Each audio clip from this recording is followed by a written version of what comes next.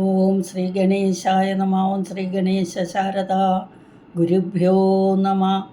ഓം സദാശിവസമാരംഭാം ശങ്കരാചാര്യമധ്യമാം അസ്മദാചാര്യപര്യന്താം വന്ദേ ഗുരുപരമ്പരാം. ഓം പീതാംബരങ്കരവിരചിതശങ്കചക്രകൗമോദകി സരസിജങ്കരുണാസമുദ്രം രാധാസഹായം അതിസുന്ദരമന്ദഹാസം വാതാലയേശമനിശം ഹൃദി ഭാവയാമി. ഓം കൃഷ്ണായ വാസുദേവായ ദേവകീനന്ദനായ ച നന്ദഗോപകുമാരായ ഗോവിന്ദായ നമോ നമഃ. ഓം നമോ ഭഗവതേ വാസുദേവായ. ഓം ശ്രീകൃഷ്ണായ പരബ്രഹ്മണേ നമഃ. ഓം സച്ചിദാനന്ദരൂപായ വിശ്വോൽപത്യാദിഹേതവേ താപത്രയ വിനാശായ ശ്രീകൃഷ്ണായ വയം നുമഃ. ഹരി ഓം. ശ്രീമന്നാരായണീയം പഠന പരമ്പരയിലേക്ക് എല്ലാവർക്കും സുസ്വാഗതം, സുദിനം നേരുന്നു. കഴിഞ്ഞ ക്ലാസ്സോടുകൂടി നമ്മളുടെ 8-ാം അധ്യായം ദശകം 8 നമ്മൾ കംപ്ലീറ്റ് ചെയ്തു. ഇന്ന് ദശകം 8 സമർപ്പിക്കുകയാണ് ഭഗവാന്. അപ്പോൾ ആദ്യം ശ്ലോകങ്ങൾ മുഴുവനും വായിക്കാം. 8-ാം അധ്യായം മുഴുവനും വായിച്ചിട്ട് ടോട്ടലായിട്ട് അർത്ഥവും കൂടി പറഞ്ഞു തരാം ഒരു പ്രാവശ്യം കൂടി. ഓം ഹരിശ്രീ ഗണപതയേ നമഃ. വിഘ്നമസ്തു. അഥ ശ്രീമന്നാരായണീയേ ദശകം 8 പ്രളയവർണ്ണനം. ഏവം താവത് പ്രാകൃത പ്രക്ഷയാന്തേ ബ്രാഹ്മേ കൽപ്പേ ഹ്യാദിമേ ലബ്ധജന്മ ബ്രഹ്മാ ഭൂയസ്ത്വയേവാപ്യവേദാൻ സൃഷ്ടീം ചക്രേ പൂർവകൽപ്പോപമാനാം സോയം ചതുർയുഗസഹസ്രമിതാന്യഹാനി താവന്മിതാശ്ചരജനീർബഹുശോ നിനായാം നിദ്രാത്യസൗ ത്വയി നിലീയ സമം സ്വസൃഷ്ടൈഃ നൈമിത്തികപ്രളയമാഹുരദോസ്യ രാത്രീം അസ്മാദൃശാം പുനരഹർമുഖകൃത്യതുല്യാം സൃഷ്ടിം കരോത്യനുദിനം സഭവത്പ്രസാദാത് പ്രാഗ്ബ്രാഹ്മകൽപ്പജനുഷാം ച പരായുഷാം തോ സുപ്തപ്രബോധനസമാസ്തി തദാപി സൃഷ്ടിഃ. പഞ്ചാശദബ്ധമധുനാ സ്വഭയോർത്ഥരൂപം ഏകം പരാർത്ഥമതിവൃത്യ ഹി വർത്തത്തെ സൗ തത്രാന്ത്യരാത്രിജനിതാൻ കഥയാമി ഭൂമൻ പശ്ചാദ്ദിനാവതരണേ ച ഭവദ്വിലാസാൻ ദിനാവസാനേഥ സരോജയോനിഃ സുഷുപ്തികാമസ്ത്വയി സന്നിലില്യേ ജഗന്തി ജത്വജ്ജഠരം സമീയുഃ തദേദമേകാർണവമാസ വിശ്വം തവൈവ വേഷേ ഫണിരാജിശേഷേ ജലൈകശേഷേ ഭുവനേ ശ്മശേഷേ ആനന്ദസാന്ദ്രാനുഭവസ്വരൂപഃ സ്വയോഗനിദ്രാ പരിമുദ്രിതാത്മാ കാലാഖ്യശക്തിം പ്രളയാവസാനേ പ്രബോധയത്വാദിശതഖിലാദൗ കാലാഖ്യശക്തിം പ്രളയാവസാനേ പ്രബോധയേത്യാദിശതഖിലാദൗ ത്വയാ പ്രസുപ്തം പരിസുപ്തശക്തിവ്രജേന തത്രാഖിലജീവധാംനാ ചതുർയുഗാണാം ച സഹസ്രമേവം ത്വയി പ്രസുപ്തേ പുനരദ്വിതീയേ കാലാഖ്യശക്തി പ്രഥമപ്രബുദ്ധ പ്രാബോധയേത്വാം കില വിശ്വനാഥ വിബുദ്ധ്യ ച ത്വം ജലഗർഭശായിൻ വിലോക്യ ലോകാനഖിലാൻ പ്രലീനാൻ തേഷ്വേവ സൂക്ഷ്മാത്മതയാ നിജാന്തഃ സ്ഥിതേഷു വിശ്വേഷു ദദാഥ ദൃഷ്ടിം തതസ്തുതീയാദയി നാഭിരന്ത്രാത് ഉദഞ്ചിതം കിഞ്ചന ദിവ്യപത്മം നിലീന നിശേഷ പദാർത്ഥമാലാ സംക്ഷേപരൂപം മുകുളായമാനം തദേദംഭോരുഹകുട്മളം തേ കളേബരത്തോയപഥേ പ്രരൂഢം ബഹിർനിരീതം പരിതസ്ഫുരൽഭിः സ്വധാമഭിർദ്വാന്തമലം നികന്ദത സംഭുല്ലപത്രേ നിതരാം വിചിത്രേ തസ്മിൻ ഭവദ്വീര്യധൃതേ സരോജേ സപത്മജന്മാ വിധിരാവിരാസീത് സ്വയം പ്രബുദ്ധാഖിലവേദരാശിയേ അസ്മിൻ പരാത്മന്നനുപാത്മകൽപ്പേ ത്വമിത്തമുത്ഥാപിതപത്മയോനിഃ അനന്തഭൂമാമരോഗരാശീം നിരുന്തി വാതാലയവാസവിഷ്ണോ അസ്മിൻ പരാത്മന്നനുപാത്മകൽപ്പേ ത്വമിത്തമുത്ഥാപിതപത്മയോനിഃ അനന്തഭൂമാമരോഗരാശീം നിരുന്തി വാതാലയവാസവിഷ്ണോ അസ്മിൻ പരാത്മന്നനുപാത്മകൽപ്പേ ത്വമിത്തമുത്ഥാപിതപത്മയോനിഃ അനന്തഭൂമാമരോഗരാശീം നിരുന്തി വാതാലയവാസവിഷ്ണോ നാരായണാഖിലഗുരോ ഭഗവൻ നമസ്തേ നാരായണ നാരായണ നാരായണ നാരായണ നാരായണ.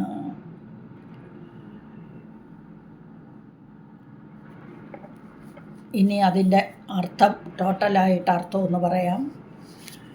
ഇങ്ങനെ മഹാപ്രളയത്തിൻ്റെ അവസാനത്തിൽ ആദ്യത്തെ ബ്രഹ്മകൽപ്പത്തിൽ വിഷ്ണുവിൽ നിന്ന് ജനിച്ച ബ്രഹ്മാവ് അങ്ങയിൽ നിന്ന് തന്നെ ചതുർവേദങ്ങൾ ഗ്രഹിച്ചിട്ട് അപ്പോൾ ബ്രഹ്മാവിന് ആരാണ് ചതുർവേദം പറഞ്ഞു കൊടുത്തത്, പഠിപ്പിച്ചത്? മഹാവിഷ്ണു തന്നെയാണ്.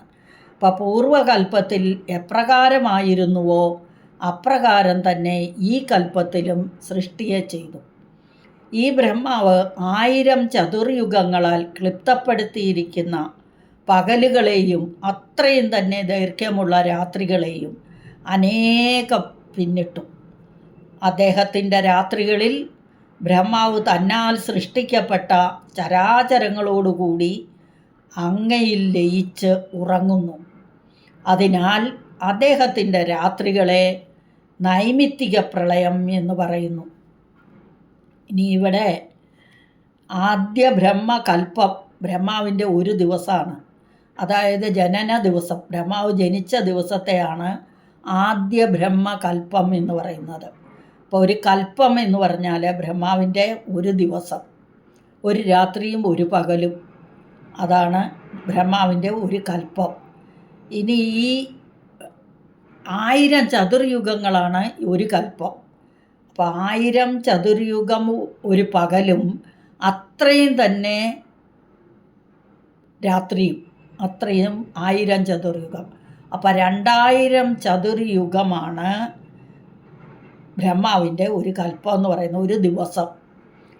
അപ്പം നൈമിത്തിക പ്രളയം എന്ന് പറഞ്ഞാൽ ബ്രഹ്മാവിൻ്റെ ഉറക്കം കാരണമായിട്ട് ഉണ്ടാകുന്ന ആ ലയം, ബ്രഹ്മാവ് ഉറങ്ങുന്ന ആ സമയം നൈമിത്തിക പ്രളയം. അതായത് ബ്രഹ്മാവിൻ്റെ ഉറക്കം കാരണം ഉണ്ടാകുന്ന 1000 ചതുർയുഗം ദീർഘമുള്ള കാലം, 1000 ചതുർയുഗം രാത്രി, ആ രാത്രിയെയാണ് ഇവിടെ പ്രളയം എന്ന് പറയുന്നത്. അപ്പോൾ പകലിനെ കൽപ്പം എന്ന് മാത്രമേ പറയുന്നുള്ളൂ. അത് ഒരു കൽപ്പം 1000 ചതുർയുഗം. അപ്പോൾ 1000 ചതുർയുഗം ദീർഘമുള്ള ആ രാത്രിയെ, ബ്രഹ്മാവിൻ്റെ ഉറക്കത്തെ, ആ ലയത്തെയാണ് ഒരു നൈമിത്തിക പ്രളയം എന്ന് പറയുന്നത്. അപ്പം ബ്രഹ്മാവിൻ്റെ ദിവസത്തിന് 2 കൽപ്പങ്ങളുള്ളതിൽ ആദ്യത്തേതിനെ, പകലിനെ കൽപ്പം എന്ന് പറയുന്നു, രാത്രിയെയാണ് പ്രളയകാലം.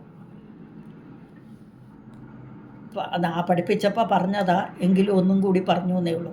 അപ്പം നാം നിത്യവും പ്രഭാത ദിനകൃത്യങ്ങൾ ആരംഭിക്കാറുള്ളത് പോലെ ബ്രഹ്മാവ് തൻ്റെ ഓരോ ദിവസത്തിൻ്റെയും ആരംഭത്തിൽ ഭഗവാന്റെ പ്രസാദം കാരണം സൃഷ്ടികർമ്മത്തെ ചെയ്യുന്നു. എന്നാൽ പണ്ട് ബ്രഹ്മകൽപ്പത്തിൻ്റെ ആദ്യം ജനിച്ചിരുന്നവർ, അപ്പം ഇതിന് മുൻപ്, ഇപ്പോഴത്തെ സൃഷ്ടിയല്ല, അതിനു മുമ്പ് ജനിച്ചിരുന്ന മാർക്കണ്ഡേയൻ തുടങ്ങിയ ചിരഞ്ജീവികൾ, ഒരിക്കലും മരണമില്ലാത്ത അല്ലെങ്കിൽ നാശമില്ലാത്തവർ, നൈമിത്തിക അല്ലെങ്കിൽ ഈ പ്രളയത്തിന് മുൻപ് ജനിച്ചിരിക്കുന്നവർക്കും ചിരഞ്ജീവികളായ മാർക്കണ്ഡേയാദികൾക്കും നൈമിത്തിക പ്രളയത്തിൻ്റെ അവസാനത്തിലുള്ള സൃഷ്ടി, പിന്നീട് വരുന്ന ആ സൃഷ്ടിയെ ഉറങ്ങി ഉണർന്നതിന് തുല്യം. അതായത് ഭൂതകാലത്ത്, കഴിഞ്ഞ കാലത്ത് എന്തുണ്ടായി എന്നുള്ള ബോധത്തോടു കൂടിയാണ് അവർ ഉണർന്നു വരുന്നത് ഈ അടുത്ത സൃഷ്ടിയിൽ. അപ്പോൾ അവർക്ക് ആ ബോധം ഉള്ളവരാകുന്നു. ഈ ബ്രഹ്മാവ് തൻ്റെ ആയുസ്സിൻ്റെ പകുതിയായ 50 വർഷങ്ങൾ, 50 ബ്രഹ്മവർഷങ്ങൾ, ദേവവർഷം, ഒരു പരാർത്ഥം എന്ന് പറയും, അത് പിന്നിട്ടു. പിന്നെ ഈ പ്രഥമ പരാർത്ഥത്തിൻ്റെ അവസാന രാത്രിയിലും പിന്നത്തെ പരാർത്ഥത്തിൻ്റെ ആദ്യ കൽപ്പാരംഭത്തിലും പ്രഭാതത്തിലുമായി സംഭവിച്ച, ആദ്യ കൽപ്പാരംഭത്തിലെ പ്രഭാതത്തിലുമായി സംഭവിച്ച അങ്ങയുടെ ലീലാവിലാസങ്ങളെ ഞാനിവിടെ വർണ്ണിക്കാം. അപ്പം മാർക്കണ്ഡേയ മഹർഷി ചിരഞ്ജീവി ആയതുകൊണ്ട് എല്ലാ ഇതും അനുഭവിച്ചു കഴിഞ്ഞാണ്. അതുകൊണ്ടാണ് അദ്ദേഹത്തിന് ചരിത്രങ്ങൾ എഴുതാൻ സാധിക്കുന്നത്. അപ്പം ദിവസാവസാനത്തിൽ ഉറങ്ങുവാനായി താല്പര്യപ്പെട്ട ബ്രഹ്മാവ് അങ്ങയിൽ ലയിച്ചുറങ്ങി. അപ്പോൾ ബ്രഹ്മസൃഷ്ടങ്ങളായ ആ ബ്രഹ്മാവിനാൽ സൃഷ്ടിക്കപ്പെട്ട എല്ലാ ചരാചരങ്ങളും ആ ബ്രഹ്മാവിൻ്റെ കൂടെ അങ്ങയുടെ ഉദരപ്രദേശത്തെ പ്രാപിച്ചു. അപ്പോൾ പ്രപഞ്ചം മുഴുവൻ ജലമാത്രമായിട്ട് അവശേഷിച്ചു, ഒന്നുമില്ല. ജലം കാരണ ജലം മാത്രമായി അവശേഷിച്ചു. ലോകം ജലമാത്രമായിരിക്കുന്ന സമയത്ത് അങ്ങാകട്ടെ അങ്ങയുടെ തന്നെ സ്വരൂപഭേദമാകുന്ന ആദിശേഷനിൽ, ഭഗവാന്റെ തന്നെ സ്വരൂപമാകുന്ന ആദിശേഷനിൽ സച്ചിദാനന്ദ സ്വരൂപിയായി സ്വന്തം സ്വരൂപധ്യാനമാകുന്ന നിദ്രയിൽ ലയിച്ചു.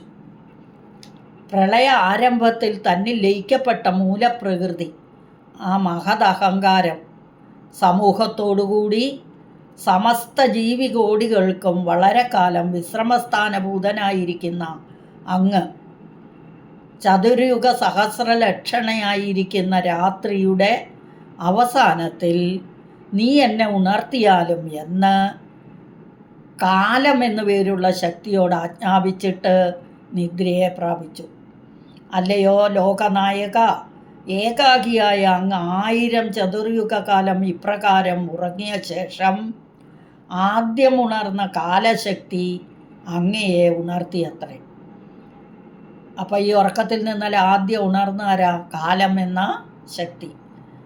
അല്ലയോ ആവരണജല മധ്യത്തിൽ ശയിക്കുന്ന ഈശ്വര, അങ്ങ് ഉണർന്ന് സകല ലോകങ്ങളെയും തന്നിൽ ലയിച്ചിരിക്കുന്നതായി കണ്ടിട്ട് കാരണസ്വരൂപത്തോടെ അങ്ങയുടെ അന്തർഭാഗത്തിൽ സ്ഥിതി ചെയ്യുന്ന ആ പ്രപഞ്ചങ്ങളിൽ തന്നെ കടാക്ഷിച്ചു.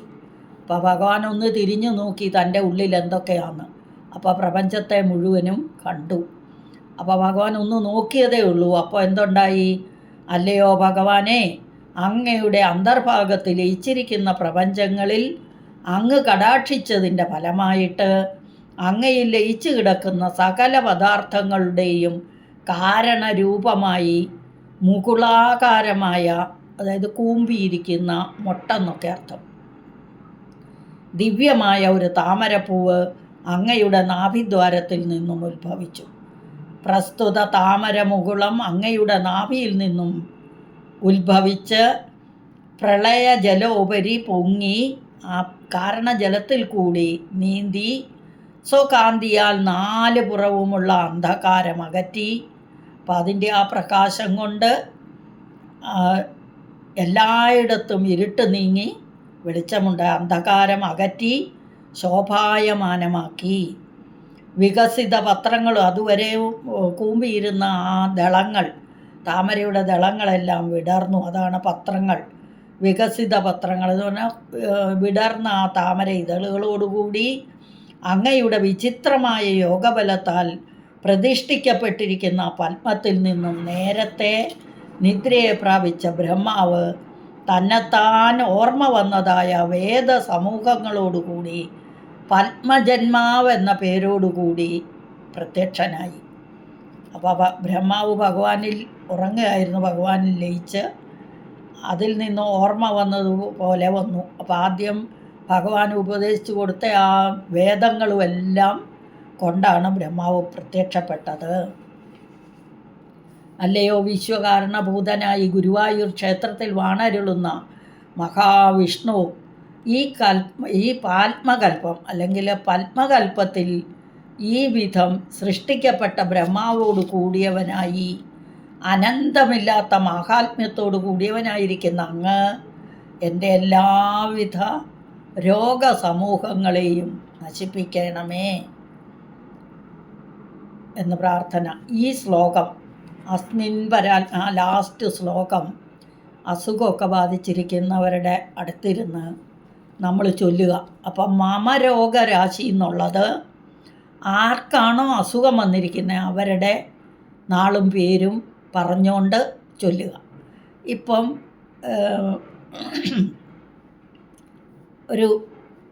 ഒരു കുട്ടി ആരെങ്കിലും ഏതെങ്കിലും ഒരു പേരുള്ള കുട്ടിക്ക് സുഖമില്ലായിരിക്കുന്നു.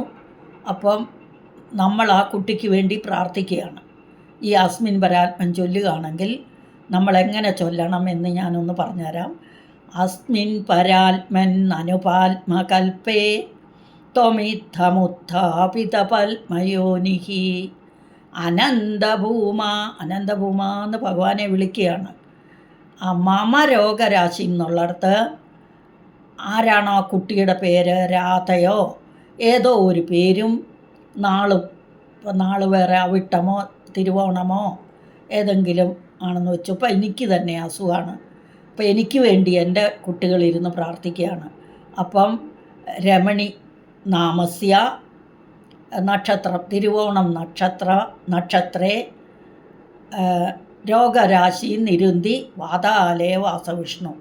അപ്പോൾ രമണി എന്ന് പേരും പറഞ്ഞ് അവിട്ടം നാളും പറഞ്ഞ് അവിട്ടം രാശി അല്ലെങ്കിൽ അവിട്ടം നാള് അല്ലെങ്കിൽ തിരുവോണം നാള്, എൻ്റെ നാള് തിരുവോണമാണ്. അപ്പം രമണീ നാമസ്യ, നാമൻ രമണിയാണ്, നാള് തിരുവോണം നാള് ഉള്ള ആരാണോ അങ്ങനെ പേര് പറഞ്ഞിട്ട് നിരുന്ധി നിവാരണം ചെയ്യുക. അല്ലയോ ഗുരുവായൂരപ്പ മഹാവിഷ്ണു, അങ്ങ് ആ രോഗങ്ങളെയെല്ലാം മാറ്റിക്കൊടുക്കണേന്ന് നമ്മൾ പ്രാർത്ഥിച്ചാൽ തീർച്ചയായിട്ടും രോഗശമനമുണ്ടാവും. ആർക്കു വേണ്ടി പ്രാർത്ഥിച്ചാൽ. അപ്പോൾ അത് ആ പേര് ആർക്ക് വേണ്ടിയാണോ പ്രാർത്ഥിക്കുന്നത് അവരുടെ പേര് പറയുക. അസ്മിൻ പരാത്മൻ അനുപാത്മകൽപ്പേ ത്വമിത്തമുത്ഥാപിതപത്മയോനിഹി, അങ്ങയുടെ യോനിയിൽ നിന്നും ബ്രഹ്മാവിനെ ഉണ്ടാക്കി അല്ലെങ്കിൽ പ്രത്യക്ഷ ബ്രഹ്മാവിനെ പ്രത്യക്ഷപ്പെടുത്തിയ അല്ലയോ അനന്തഭൂമാവായ മഹാവിഷ്ണു ഗുരുവായൂരപ്പ, ആരുടെ പേരാണോ പേരുന്നാളും പറഞ്ഞിട്ട് നിരുന്തി വാതാലേ വാസവിഷ്ണു എന്ന് പറയുക. രോഗങ്ങളെ മാറ്റിത്തരണമേ. ആ നാള് നമ്മൾ മനസ്സിലോർത്താലും മതി, പറയണം എന്നില്ല, പറഞ്ഞാൽ നല്ലത്.